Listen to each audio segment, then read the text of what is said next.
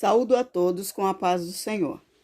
Quero vos convidá-los a participar comigo de mais uma lição da Escola Dominical, lição de número 10, que tem como título Rendendo Graças ao Senhor. Eu irei fazer toda a leitura e os irmãos comigo. O texto áureo nos diz assim: Louvai ao Senhor porque Ele é bom, porque a sua benignidade é para sempre. Salmo 118:1. Na verdade aplicada, nos diz dessa forma: render graças ao Senhor em todo o tempo é um princípio de vida que caracteriza aquele que está em Cristo. Os objetivos dessa lição de número 10 é apresentar as características do Salmo 118, falar sobre a bondade e a benignidade de Deus, mostrar que Cristo, a pedra angular, sustenta a sua igreja.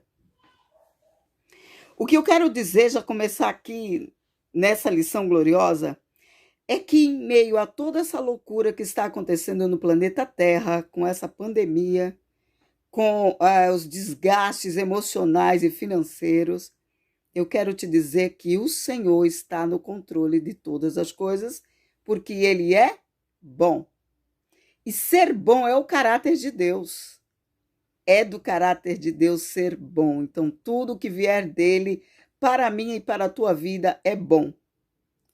Parece contradição? Mas Deus é Senhor de todas as coisas. Se Ele está permitindo essa grande angústia e agonia sobre o planeta Terra, Ele sabe o que está fazendo. Não importa o número de mortos. Talvez você pense, porque ninguém da sua família partiu dessa terra com essa enfermidade. Mas se também vier a partir, Deus está no controle de todas as coisas. Quero ler com você o salmo de referência dessa lição, que é o Salmo 118. Como eu já li o primeiro versículo aqui, louvai o Senhor porque Ele é bom e a sua benignidade é para sempre. Eu quero ir direto para o versículo 2. Diga agora, Israel, que a sua benignidade é para sempre. Invoquei o Senhor na angústia, o Senhor me ouviu e me pôs em um lugar largo. O Senhor é a minha força e o meu cântico, porque Ele me salvou. A pedra que os edificadores rejeitaram tornou-se a cabeça de esquina. Deus é o Senhor que nos deu a luz. Atai a vítima da festa com cordas e levai ao ângulo do altar. Tu és o meu Deus, e eu te louvarei. Tu és o meu Deus, e eu te exaltarei. Louvai ao Senhor porque Ele é bom e porque a sua benignidade é para sempre. A introdução dessa revista nos diz o seguinte: o estudo do Salmo 118 destaca a relevância de exaltarmos o caráter de Deus, confiarmos nele em todo o tempo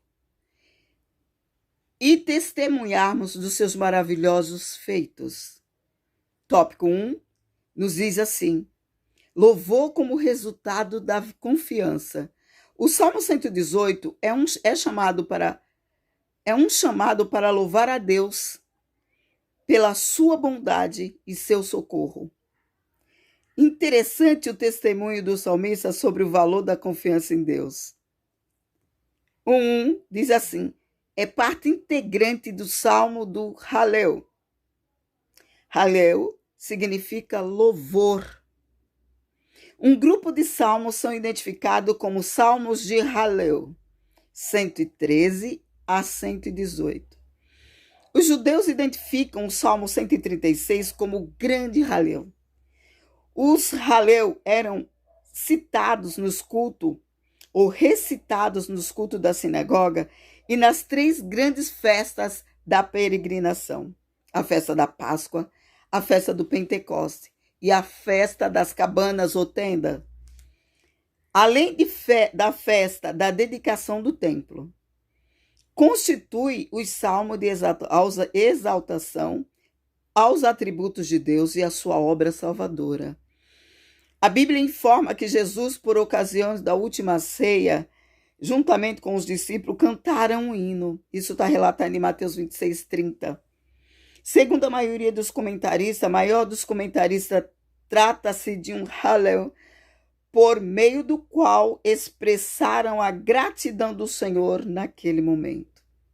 Então, através do Salmo, o Salmo 118 é um grande cântico, é um cântico de adoração nas festas judaicas e um cântico de adoração para mim e para você no dia de hoje. A Bíblia explica que o Salmo é litúrgico como a construção.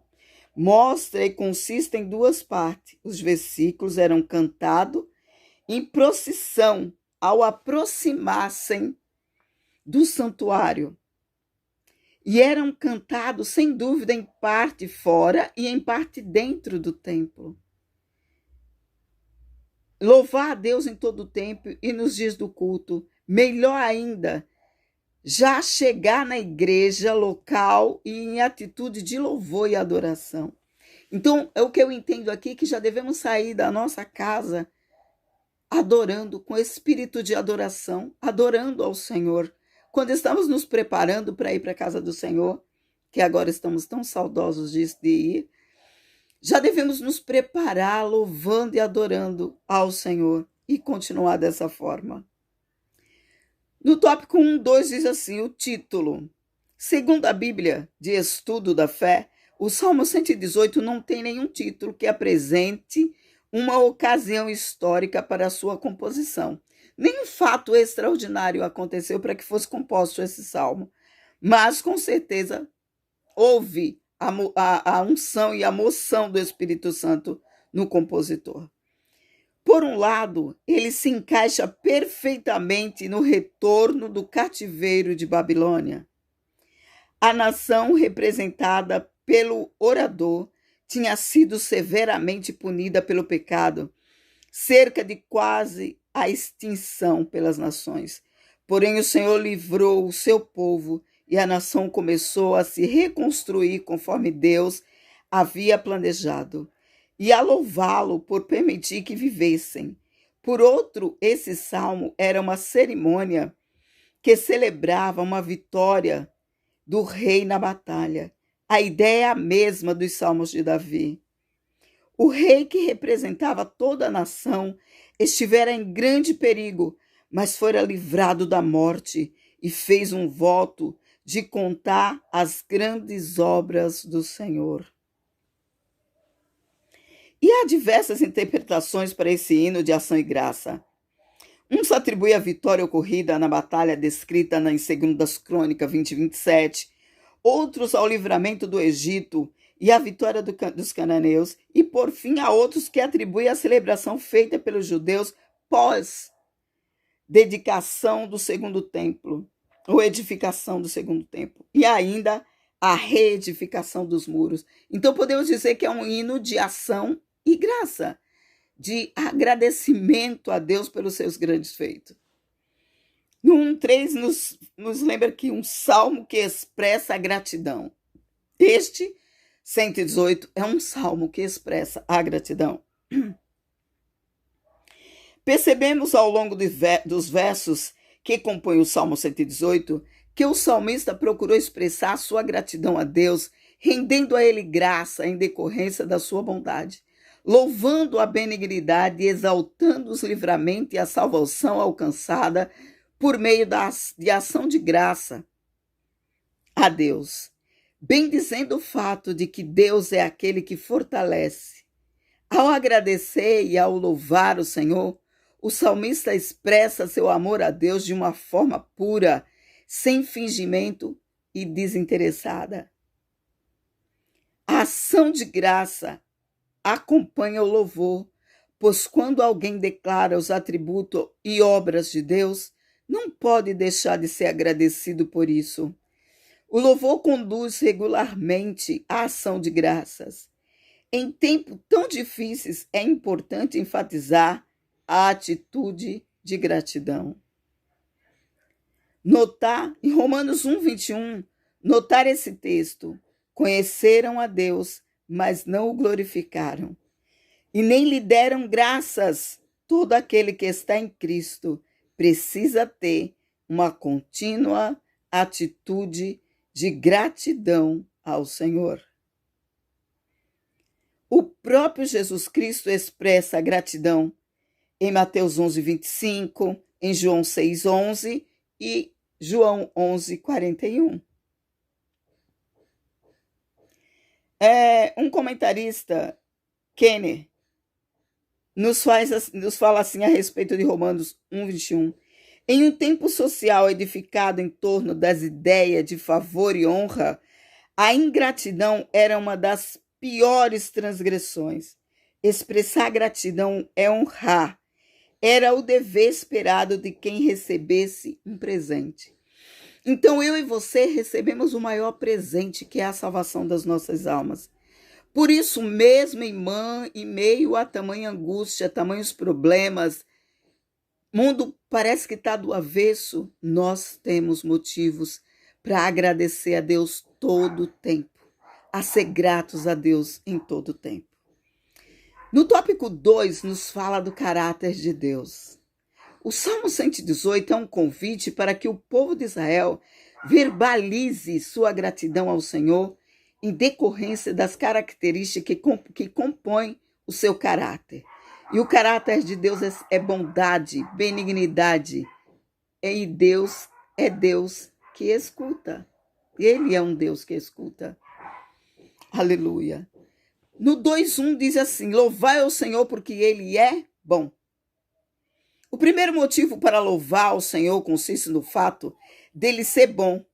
O texto instiga os cantores a uma reflexão sobre um dos atributos maiores de Deus, a bondade, e é o mais elevado princípio moral de Deus. E nós, como filhos e servos de Deus, temos que apresentar isso ao mundo, esse caráter bom de Deus. E não é só para quem nos faz o bem, mas justamente para quem nos aflige. O Senhor nos ensina que temos que mostrar o caráter da bondade, a divindade de Deus. Aleluia. A bondade é o mais elevado princípio moral de Deus. Ao qualificá-lo como bom, informa-nos que nele não há defeito. Grande Deus. Ele não age com perversidade. Nele há luz e não trevas. Não há maldade. Enfim, tudo que provém de Deus é bom.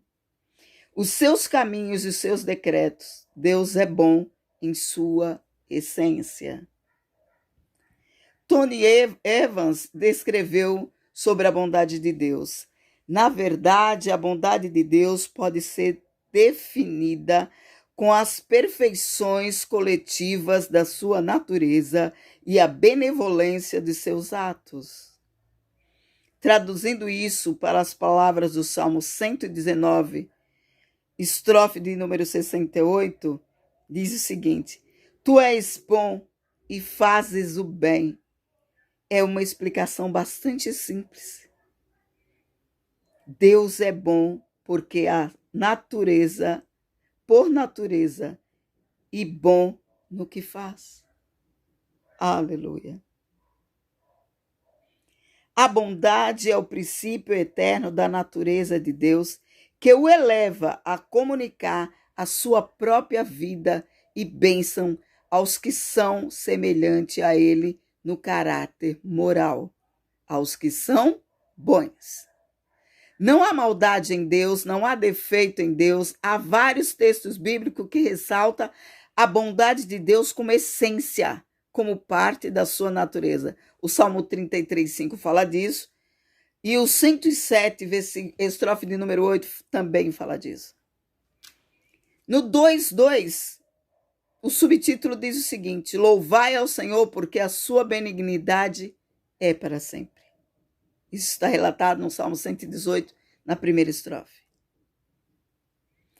O salmista inicia e termina anunciando porque sua benignidade é para sempre. Trata-se de um termo que abrange diversas características importantes do caráter de Deus. Assim, não encontradas em diferentes versões da Bíblia alguma dessas características. Assim, são encontradas em diversas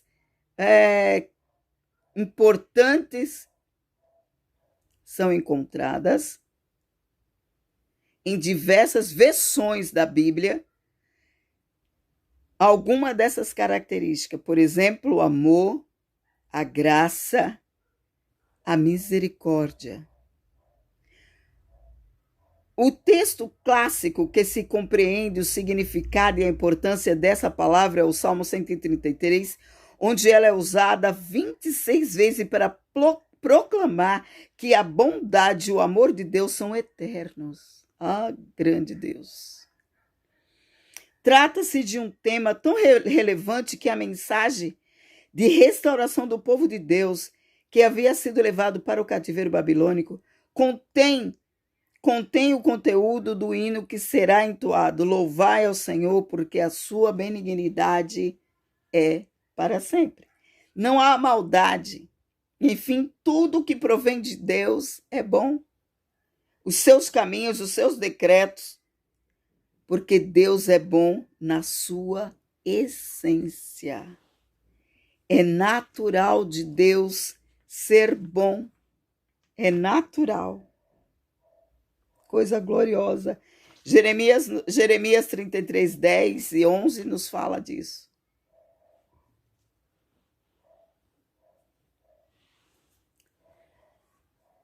Dois, 3. O Senhor é aquele que escuta.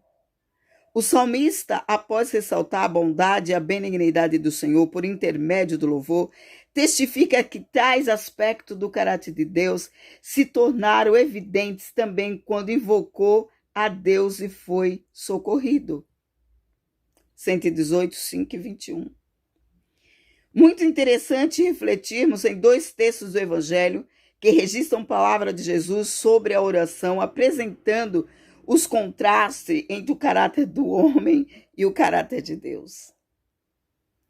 Podemos clamar com confiança e perseverança, pois Deus, nosso Pai, não é mau e nem injusto. Pode não atender no mesmo momento, pode não responder no mesmo momento que eu e você clamamos, oramos, mas Ele responde no momento exato que é bom para nós. Ele responde clamor, oração, choro, gemido, porque Ele nos escuta, diz a palavra do Senhor. Em Mateus 7, 7 a 11, Jesus nos diz que devemos persistir na oração. Diz que não devemos desanimar. E é evidente que nisso reside a prova da nossa sinceridade. Queremos realmente o que estamos pedindo? É algo de tal natureza que podemos voltar a levá-lo a uma outra vez ao trono da graça divina? Porque a prova do valor de qualquer desejo sempre será se posso pedir a Deus por ele em oração. Jesus estabelece essa passagem a dupla realidade de que Deus sempre responderá nossas orações e a sua maneira. A oração é minha e tua, mas a resposta é da maneira de Deus. Em sabedoria e amor, ele nos responderá. E devemos levar ante a Deus uma vida de infadigável oração que demonstre a validade das coisas pelas quais pedimos e a validez da nossa sinceridade em pedir. Quer dizer que muitas vezes estamos num momento de angústia ou passando por alguma necessidade e aí pedimos a Deus em oração. Pedimos hoje, amanhã, depois, passamos 7 dias pedindo. E de repente aquilo passa, porque tudo na vida passa, tristeza e alegria. E aí esquecemos aquele pedido diante de Deus. Então ele não era tão importante como nós imaginamos naquele momento. É por isso que Deus, na maioria das vezes, ou todas as vezes, não responde a minha tua oração já, porque Ele sabe que amanhã aquilo já não será mais tão importante para nós, porque não era tão importante como demos toda essa importância. Mas devemos estar em constante oração diante de Deus para aprendermos a viver e a pedir o que realmente é necessário. Grande Deus. Vamos para o tópico 3. Mas antes eu quero ler um trechinho que eu achei bem interessante aqui. Devemos louvar o Senhor através das características que compõem o seu caráter. Seu caráter, ele é bom, a sua benignidade dura para sempre e ele nos escuta. Tópico 3. O agir de Deus. No tópico anterior, ressaltamos a benignidade e a bondade de Deus relatadas no Salmo 118. Destacamos que o nosso Deus é aquele que nos escuta. Em continuidade, vemos em outros trechos a profundidade do agir de Deus em prol do ser humano e tomamos consciência do qual é maravilhoso a ação de Deus. 3:1 nos fala da seguinte forma: aquele que concede a luz. Quem nos concede a luz? Deus, pois Ele é luz. O verso 27 testifica que o Senhor nos deu a luz. Outras versões registram que Ele nos dá a sua luz, ou Ele é a nossa luz. O termo luz no hebraico pode indicar, entre outras maneiras, ou entre outras ideias, iluminar, brilhar, ser iluminado. Em 1 Pedro 2,9, encontramos que Deus nos chamou das trevas para a sua maravilhosa luz. As trevas causadas pelo pecado que obscurece a mente da pessoa e afeta também todas as áreas da vida. Mas a luz de Deus raiou, sua maravilhosa luz, ou admirável. Ele nos deu a luz, fazendo o seu rosto brilhar sobre nós. Salmo 31:16 fala disso, e o 67:1, o 119, o 80, e aí por diante. O rosto brilhante representa a bênção divina, pois aquele que vê o rosto do Senhor é automaticamente abençoado. Lembram-se de Moisés quando desceu do monte? A Bíblia relata que o seu rosto brilhava tanto que para ele se comunicar ou ter encontro com os irmãos, foi necessário cobrirem o seu rosto. Tamanha era a glória de Deus na vida daquele homem. Brilhava a luz de Deus no rosto de Moisés. Aleluia. 3:2, aquele que dá força. Oh, é verdade, Jesus. Quantas vezes em meio a tribulações estamos nos sentindo o pó do chão. E o Senhor nos fortalece, nos dá graça, nos eleva e passamos por mais alguns dias, caminhamos algumas milhas mais, porque a força vem do Senhor. No verso 14, o salmista declara que o Senhor é a nossa força. Segundo alguns comentaristas, esse versículo é a citação do cântico de vitória verbalizado por Moisés após a travessia do Mar Vermelho. O salmista, certamente tendo conhecimento dessas passagens, percebeu que somente pela força do Senhor o povo de Israel pode escapar das mãos dos egípcios. Nessa reflexão, entendeu que as batalhas somente são vencidas em decorrência do Senhor fortalecer o seu filho. Isaías 40:29 nos fala disso. E no livro de Efésios, capítulo 6, versículo 10 também. Quando procuramos nos fortalecer em Deus, indubitavelmente seremos vitoriosos diante dos dardos e das armadilhas que são preparadas para a nossa destruição. Quando procuramos nos fortalecer em Deus, indubitavelmente seremos vitoriosos diante dos dardos inflamados do maligno. O texto de Filipe 4:13, ou Filipenses 4,13 nos ensina que tudo podemos naquele que nos fortalece. O apóstolo Paulo estava ensinando sobre a ação de Cristo em favor daqueles que o servem. As circunstâncias ruins da vida não podem destruir o cristão, pois o fortalecimento proporcionado por Cristo nos faz superar as advertências. E o tópico 3.3 tem como subtítulo a pedra angular. Quando eu falo de pedra angular, estou falando de Cristo, ok? O salmista declara no verso 22 que a pedra que os edificadores rejeitaram tornou-se a cabeça de esquina. A pedra de esquina ou pedra angular é aquela que une duas paredes de um edifício. A pedra angular também se refere à pedra mais importante. A pedra de remate, a pedra-chave. É como se para unir duas paredes, eu não preciso de uma coluna, de uma pedra, para fazer o eixo. Isso é Jesus nos unindo ao céu, nos unindo a Deus. No tempo da composição do Salmo, conforme vários comentaristas, o salmista está se referindo a Israel, perseguido e desprezado. Porém, como encontramos no Novo Testamento, o próprio Jesus cita este verso aplicando a si mesmo. Mateus 21, 42, que ele era a pedra angular da esquina. Aleluia. Os apóstolos Pedro e Paulo identificaram Cristo como a pedra principal. Aleluia.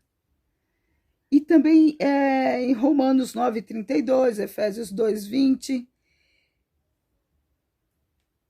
O comentarista Kinder, ou Derek Kindner, comenta que Jesus tratou este versículo como sendo ele próprio e os perseguidores como sendo o povo descrente, como também se identificou com Deus, a rocha de Israel, do outro lado, e com o reino, a pedra que se tornou uma grande montanha.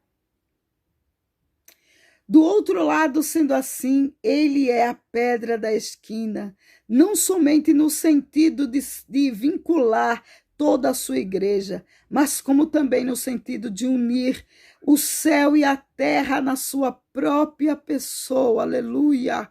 Glória a Deus. Jesus nos une a Deus. Ele une a terra ao céu. O agir de Deus em prol do ser humano é profundo, pois ele concede a luz e dá força. Quão maravilhosa é a ação de Deus! Ele é a pedra angular. Conclusão nos diz que o Salmo 118 instrui os servos do Senhor uma vida de gratidão a Deus, a reconhecer a bondade de Deus e a sua benignidade. Ele é digno de ser adorado, não somente pelos benefícios, mas pela sua natureza.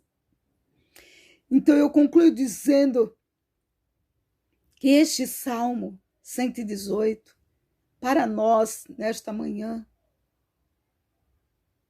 é o alimento, é um despertar, mesmo em meio a tudo que está acontecendo, a saber que Deus é bom em todo o tempo e sabe o que está fazendo, está no controle de todas as coisas e que Ele não perdeu o controle. Ele é Senhor absoluto dos céus e da terra e nada escapa das suas mãos. A Bíblia nos relata que operando Ele, quem impedirá? Só temos que orar, buscar e confiar que tudo vem do Senhor e que nada é para sempre, nem tristeza nem alegria. Tudo é passageiro e que o nosso Senhor reina sobre o céu e sobre a terra.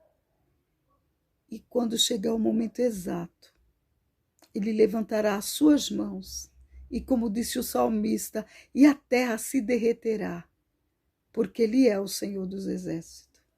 Agradeça essa oportunidade ao Senhor e a sua misericórdia.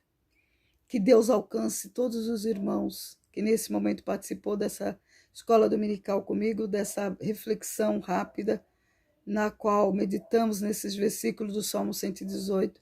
Alcance com graça, saúde plena a você e a sua família. A paz do Senhor Jesus, meu irmão, e que Deus te conceda mais uma oportunidade de refletir na sua palavra. Se não, nos encontraremos na glória, que é bem melhor do que esta terra. A paz do Senhor.